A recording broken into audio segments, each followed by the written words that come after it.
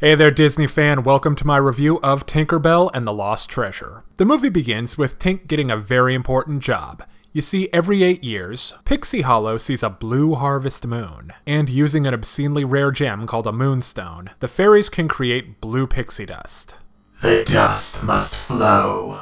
Exactly, because if they don't have blue dust, they can't make flying dust, and without that... Human sacrifice, dogs and cats living together, mass hysteria. And they trusted Tink with it. I'm scared too.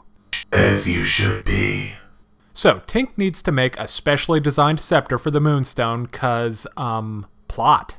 And she has some help from her boyfriend Terry, or whatever his name is. But after a month of working together, Tink's about ready to strangle the poor guy. Then, after a series of unfortunate events, Tink breaks the moonstone. So that's twice. She's the balance of nature. Yep. Maleficent, eat your heart out. But there may be a way to fix it. According to the Azula fairy, there's a magic mirror that can grant one wish. So with nothing but nursery rhymes to go on, Tinkerbell finds a lost island, then outwits some nasty trolls. It's the lost island of 4chan, apparently.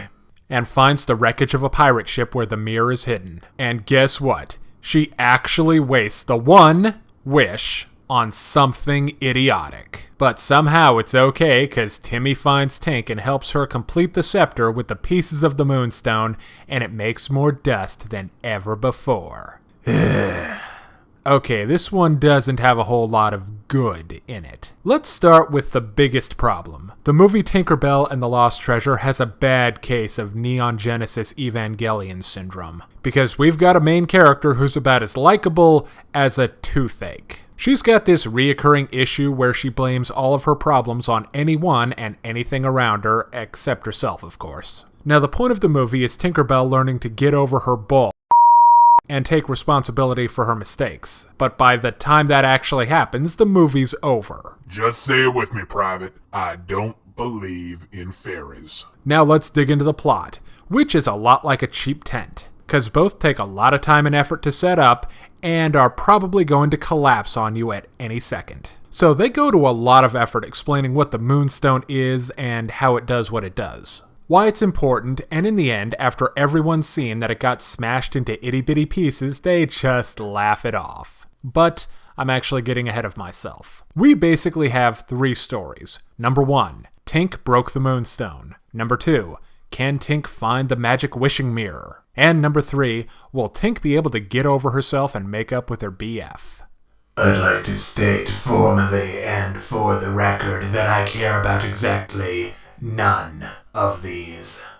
Duly noted. And that's just too many to deal with. They could have lost or streamlined something in there. Okay, now let's look at the supporting cast. The only one who's worth a darn is Blaze the Firefly. The little guy is cute, fun, and spunky. He totally deserves a better movie. Next up is Terrence. He's not bad, but he's not good either. He just sort of shows up and solves a problem for Tink. He's Flash Sentry, if you will. Finally, Tink's gal pals are sidelined for barely explained reasons. The most active one is Silvermist, who gives Terrence a nice pep talk. Vidia, on the other hand, doesn't even have a single line of dialogue. Finally, let's examine the silver lining around this dark cloud. And actually, this one has 2. The art design, bad CGI notwithstanding, is actually pretty good. The characters look nice, and the creature design is super cute, especially Blaze. And somehow, the movie actually has a really good sense of humor, with legitimately funny moments scattered around. Okay, now it's time to break down the good and the bad in Tinkerbell and the Lost Treasure. On the good side, the art is nice. The solution to the plot is actually fairly clever. The funny turns up every now and again, and Blaze, of course. On the other hand, a deeply irritating main character and a clunky, unwieldy plot torpedo this movie. So I give Tinkerbell and the Lost Treasure a 2 out of 5. If you're interested in more reviews of anime, movies, TV shows, comic books, or video games, check out my channel on YouTube at StupidPrivate913, or find my Facebook and Deviantart pages for video updates and more. Thank you for watching. Hey kids, today's show is brought to you by the letter 4 and the number potato! I'm a stupid private.